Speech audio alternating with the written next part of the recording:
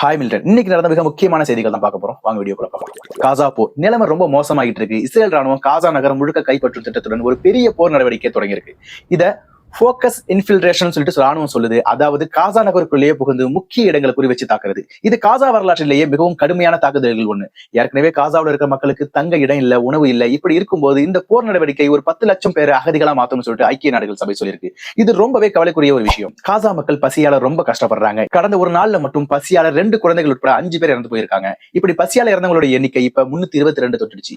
ஜெர்மனியை சேர்ந்த ஒரு செய்தி நிறுவனத்துடைய பத்திரிகையாளர்கள் மேற்கு கடற்கரையில ஒரு செய்தி சேகரிச்சிட்டு இருந்தப்போ இஸ்ரேல் ராணுவம் அவங்க மேல தாக்குதல் நடத்திருக்கு. இது ஊடக சுதந்திரத்துக்கு ஒரு பெரிய அச்சுறுத்தல்னு உலக நாடுகள் கண்டனம் தெரிவிச்சிருக்காங்க. அடுத்ததா துருக்கி இஸ்ரேல் வர்த்தக உறவு முறிவு. காசாவுல இஸ்ரேல் நடத்துற தாக்குதல்களை கண்டிச்சு இஸ்ரேலுடைய இந்த எல்லா வர்த்தக உறவுகளையும் துண்டிச்சிட்டு துருக்கி அறிவிச்சிருக்கு. இந்த முடிவு உலக நாடுகள் மத்தியில பெரிய பரபரப்பு ஏற்படுத்தியிருக்கு. துருக்கி வெளியுறவு அமைச்சர் ஹக்கான் ஃபீடன் பேசும்போது இஸ்ரேல் இனப்படுகொலை நடத்துறதா கடுமையா குற்றம் சாட்டியிருக்கு. காசாவுல நடக்கிற ஒரு காட்டு மிராண்டித்தனம்னு சொல்லிட்டு அவர் சொல்லியிருக்காரு. இந்த முடிவு ஹமாஸ் எங்க பாராட்டியிருக்கு. மத்த இஸ்லாமிய நாடுகளும் துருக்கியை பின்பற்றி இஸ்ரேலுக்கு வர்த்தக தடை விதிக்கணும்னு சொல்லிட்டு ஹமாஸ் கோரிக்கை வச்சிருக்காங்க. அடுத்ததா அமெரிக்கா பலஸ்தீனம் விசா விவகாரம்.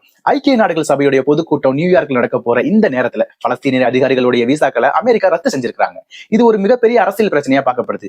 ஏன் ரத்து செஞ்சாங்க? இஸ்ரேல் போர் குற்றங்கள் செஞ்சிட்டதா சர்வதேச நீதிமன்றத்துல பலஸ்தீனர்கள் புகார் கொடுத்தாங்க. அதனாலதான் விசாக்கள் ரத்து செஞ்சதா அமெரிக்கா சொல்லியிருக்கு. ஐக்கிய நாடுகள் சபையின்படி அதன் தலைமை அலுவலகம் எந்த நாட்டுல இருக்கோ அந்த நாடு உறுப்பு நாடுகள் எல்லாத்துக்கும் விசா கொடுக்கணும். அமெரிக்கா இந்த விதியை மீறியதா அல் ஜசீரா செய்தி நிறுவனம் சொல்லியிருக்கு. இதனால பலஸ்தீனிய அதிபர் மஹ்மூத் அப்பாஸ் ஐநா கூட்டத்துல கலந்துக்க போறது இன்னும் உறுதியா தெரியல. ஷாங்காய் ஒத்துழைப்பு அமைப்பு மாநாடு. சீனாவின் தியான்ஜிங் நகர்ல ஷாங்காய் ஒத்துழைப்பு அமைப்பு மாநாடு நடக்க போகுது. இந்த மாநாடு சர்வதேச அரசியல ரொம்ப முக்கியமா பார்க்கப்படுது.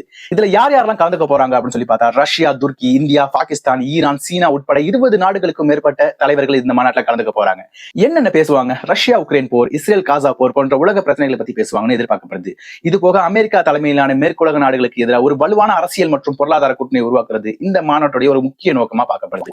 கொடுக்கப்பட்ட தகவல் உங்களுக்கு பயனுள்ளதா இருந்திருக்கும்னு சொல்லி நினைக்கிறேன். மீண்டும் ஒரு வீடியோல பார்க்கலாம். பாய்.